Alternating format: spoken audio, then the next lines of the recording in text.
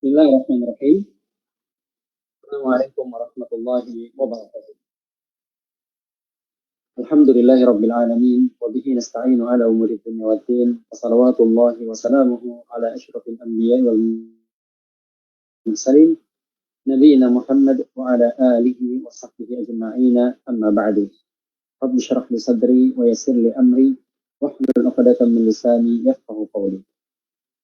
Suatu ketika Sa'id bin Al-Musayyib, seorang ulama besar dari kalangan tabi'in, seorang sayyidut tabi'in, penggawanya para tabi'in, didatangi oleh seorang yang ingin meminta fatwa dan meminta jawaban dari permasalahan agama. Nampaknya pada saat itu Sa'id bin Musayyib tidak menjawab pertanyaan yang telah diberikan, namun Sa'id bin Musayyib mendelegasikan pertanyaan itu kepada seorang ulama besar yang lain yang selevel dengan dirinya. Kata Sa'id bin Al-Musayyib, idhab ila Sulaiman ibn Yasar. Pergilah kamu kepada Sulaiman bin Yasar. Ya, Sulaiman bin Yasar, seorang tabi'in yang termasuk dari 7 fuqaha ahli Madinah yang akan kita bahas pada kesempatan kali ini. Nama beliau adalah Sulaiman bin Yasar. Biasa dipanggil Abu Ayyub. Ada juga yang mengatakan beliau adalah Abu Abdurrahman Al-Hudali Al-Madani. Orang yang tinggal di kota Madinah.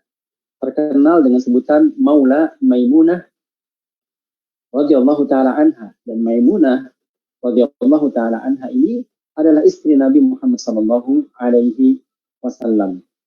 Bapak beliau yang bernama Yasar adalah seorang yang berasal dari Persia. Bapak beliau inilah yang dulunya adalah seorang budak, kemudian dibebaskan oleh ibunda Maimunah radhiyallahu ta'ala anha. Hingga anak keturunan Yasar ini nantinya dinisbatkan kepada beliau dan dikenal dengan Maula. Maula yaitu bekas budak atau mantan budak daripada Maimunah radhiyallahu ta'ala anha. Di masa mudanya, Sulaiman bin Yasar juga bekerja sebagai sekretaris daripada Ummul Mukminin Ummu Salamah radhiyallahu ta'ala anha. Yasar memiliki beberapa orang anak, yang mana anak-anaknya ini kebanyakannya menjadi ulama. Di antaranya adalah Sulaiman ini yang kita bahas pada kesempatan kali ini. Ada juga yang bernama Atha dan ada juga yang bernama Abdul Malik dan Abdullah. Semuanya adalah orang-orang yang paham agama, mengerti dengan fikih dan juga memiliki perhatian terhadap Al-Quran Karim. Termasuk di antaranya Sulaiman bin Yasar yang kita bahas ini. Dia adalah seorang ulama besar dan juga seorang mukri. Seorang yang membacakan Al-Quran kepada orang lain dan mengajarkan Al-Quran tersebut. Sulaiman bin Yasar rahimahullahu ta'ala dilahirkan pada khilafah Utsman bin Affan radhiyallahu ta'ala anhu pada tahun 34 Hijriah. Di usia di masa kekhalifahan Umar bin Abdul Aziz, ya, Umar bin Abdul Aziz sengaja memilih Sulaiman bin Yasar. Pada saat itu Umar bin Abdul Aziz menjabat sebagai wali kota di kota Madinah. Kemudian beliau mengangkat Sulaiman bin Yasar untuk menjadi kepala bagian yang mengurusi pasar di kota Madinah pada zaman tersebut. Banyak ulama dan fuqaha ahli hadis yang menyanjung dan memuji keutamaan Sulaiman bin Yasar. Di antaranya Sa'id bin Al-Musayyib, sebagaimana tadi yang telah kita sebutkan di awal.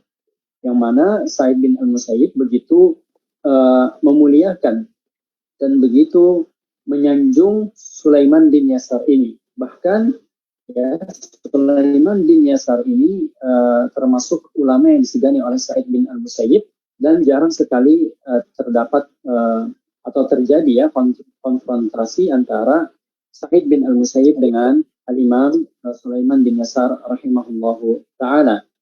Suatu ketika Qatadah menceritakan bahwasanya ketika ia datang di kota Madinah, Qatadah bertanya kepada masyarakat di kota Madinah pada saat itu.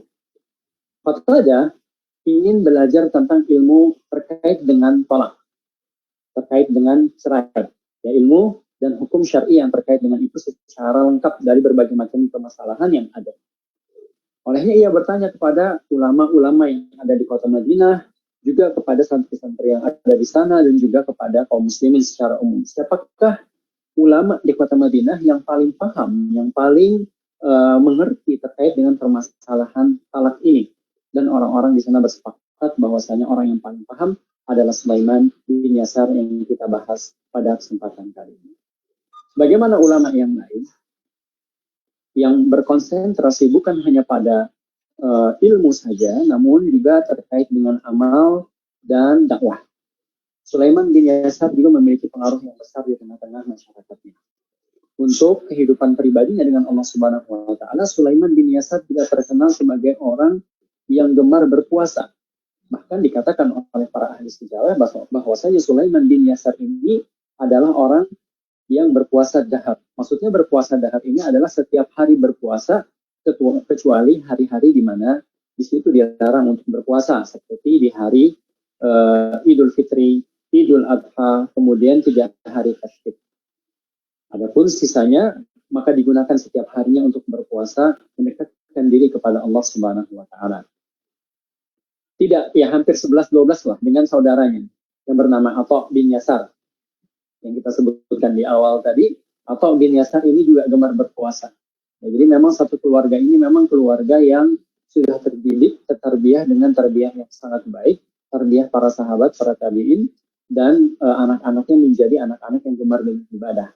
Kalau tadi ya, Sulaiman bin Yasar adalah orang yang suka berpuasa terus-menerus setiap harinya, kalau Atha bin Yasar adiknya ini adalah orang yang gemar berpuasa seperti puasanya Nabi Daud alaihissalam, sehari berpuasa, kemudian besoknya tidak berpuasa, kemudian lusanya berpuasa lagi, dan begitu seterusnya. Begitu polanya. Itu puasanya Nabi Daud alaihissalam. Akan tetapi sama, nanti di hari-hari tasyrik, kemudian di hari Idul Fitri dan Idul Adha, tetap tidak berpuasa walaupun jadwalnya jadwal berpuasa misalnya. Baik.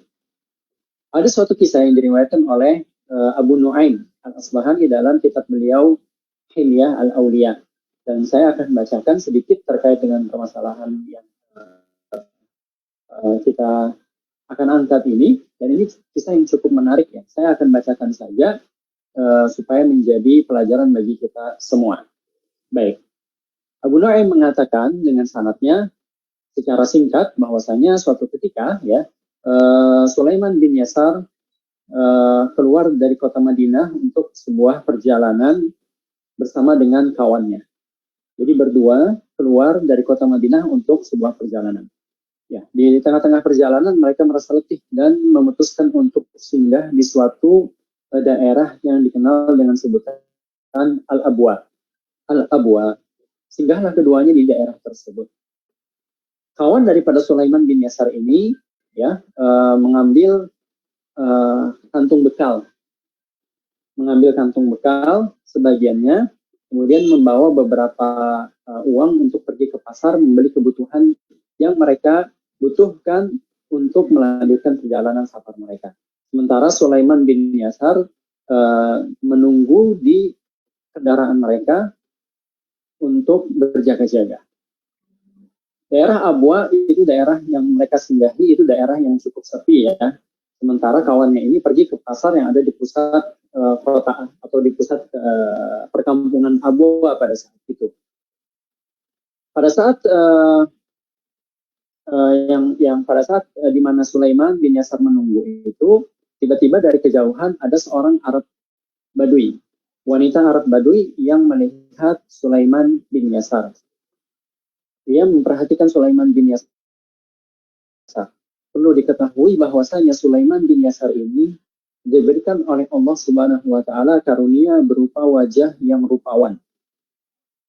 Wajahnya rupawan. Nah, wanita Badui ini melirik dari kejauhan, dari puncak bukit, ada seorang laki-laki, dan ia tengok bahwasanya laki-laki ini begitu tampan. Kemudian wanita ini menutuplah cadarnya, menutupi kedua tangannya dengan menggunakan sarung tangan. Turunlah ia dari bukit menuju tempat persinggahan di mana Sulaiman bin Yasar menunggu dengan unta dan barang-barang yang mereka miliki. Sampailah wanita itu ke tempat Sulaiman bin Yasar. Sesampai di sana, apa yang dilakukan oleh wanita itu? Wanita itu mengatakan, kasih saya sesuatu maksudnya. Kemudian Sulaiman bin Yasar berdiri, ketika mendengar ucapan itu, berdiri mengambil sisa makanan yang ada. Karena ia mengira bahwasanya wanita ini minta diberi makanan. Melihat Sulaiman bin Yasar berdiri mengambil makanan dan mulai menyajikannya, ya, wanita itu pun mengatakan, bukan itu yang saya inginkan. Yang saya inginkan adalah sesuatu yang dilakukan oleh laki-laki bersama dengan istrinya. Maksudnya adalah wanita itu ingin berzina dengan Sulaiman bin Yasar. Mendengarkan ucapan wanita itu, sontak Sulaiman bin Yasar pun merasa terkejut. Apa ini? Tiba-tiba ada wanita yang datang dan menawarkan dirinya untuk melakukan sesuatu yang sangat keji. Maka ia pun menangis. Ia tutupi wajahnya dengan lengan baju yang panjang. Kalau di zaman dahulu ya, lengan baju ini ya ada kantung di dalamnya, panjang sekali. Maka dia tutupi wajahnya dengan lengan baju itu hingga ia menangis terseduh-seduh.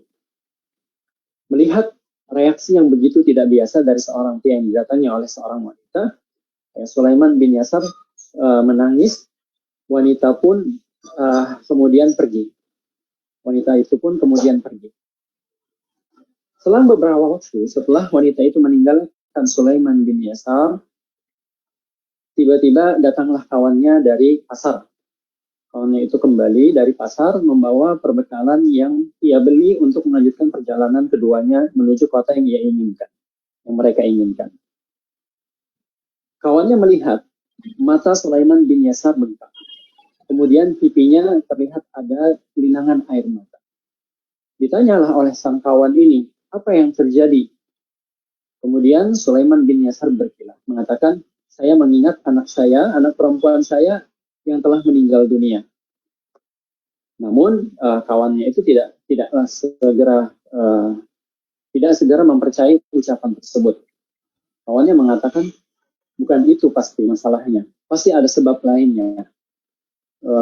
Karena tidak mungkin anakmu itu sudah meninggal dunia, ya, anak kecilmu itu, anak wanitamu itu sudah meninggal dunia kurang lebih 3 tahun yang lalu. Tapi mengapa sampai sekarang kamu masih sedih? Itu tidak mungkin. Kalau misalnya dia meninggal bulan lalu atau meninggal 6 bulan yang lalu, kamu sekarang sedih, itu masih wajar. Tapi itu 3 tahun yang lalu. Normalnya orang sudah tidak sesedih itu lagi. Akhirnya Sulaiman bin Yasar membebetkan apa yang terjadi di kesempatan itu. Suatu ketika, ya, entah dari perjalanan ini atau perjalanan lain, intinya Sulaiman bin Yasar singgah di kota Mekah pada waktu itu. Sesampai di kota Mekah, dia melaksanakan umrah. Bagaimana biasanya? Awal, kemudian sa'i, setelah sa'i, selesai, tahallul dan lain sebagainya, ia menunggu melaksanakan sholat di Masjidil Haram pada saat itu. Setelah tentunya mencium Hajar Aswad, kemudian ia bersandar atau beristirahat di pelataran Ka'bah atau pelataran Masjidil Haram pada saat itu. Kemudian ia pun lelah dan akhirnya tertidur dalam keadaan duduk. Ya, kemudian tiba-tiba dalam mimpinya, pada saat itu dalam mimpinya ada seseorang yang tinggi, kemudian tampan, kemudian memiliki aroma yang begitu indah, berdiri di sebelah beliau. Kemudian orang itu berkata kepada atau mendekat kepada Sulaiman bin Yasar, sehingga Sulaiman bin Yasar pun bertanya, siapakah Anda? Rahimahullah. Siapakah Anda? Semoga Allah Subhanahu wa Ta'ala memberikan rahmatnya kepada Anda. Kemudian orang itu menyampaikan bahwasanya saya adalah Yusuf bin Ya'qub. Saya adalah Yusuf anak Ya'qub. Sulaiman berpikir, Yusuf anak Ya'qub, Yusuf anak Ya'qub yang mana? Seketika ia pun teringat dengan seorang yang bernama Yusuf bin Ya'qub. Dia adalah Nabiullah Yusuf alaihi salam, anak daripada Nabiullah Ya'qub alaihi salam. Kemudian dia pun bertanya, apakah engkau adalah Yusuf As-Siddiq, orang itu pun mengatakan, iya, saya adalah Yusuf. Kemudian Sulaiman mengatakan, inna fi sya'nika wa sya'ni imra'atil aziz sya'nan ajiban. Sesungguhnya apa yang terjadi antara kamu dengan wanita pembesar kota Mesir pada zaman itu adalah sesuatu yang begitu menakjubkan. Kemudian Yusuf mengatakan, tidak, sesungguhnya yang terjadi antara kamu dengan wanita yang ada di Abwa itu lebih menakjubkan. Kisah ini diriwayatkan oleh Abu Nuaim al-Asbahani dalam kitabnya Hilyatul Auliya. Dan Sulaiman bin Yasar rahimahullahu taala meninggal pada tahun 107 Hijriah, dan ada yang mengatakan beliau meninggal tahun 103 di usia 73 tahun. Rahimallahu rahmatan wasi'ah. Semoga kisah yang tadi telah disampaikan bisa kita petik pelajaran darinya. Kisah ini adalah hadiah buat diri saya pribadi dan buat kita semua untuk kita ambil inspirasi darinya, bahkan kita bisa sampaikan kepada orang-orang yang kita cintai. Demikian pembahasan pada kesempatan kali ini.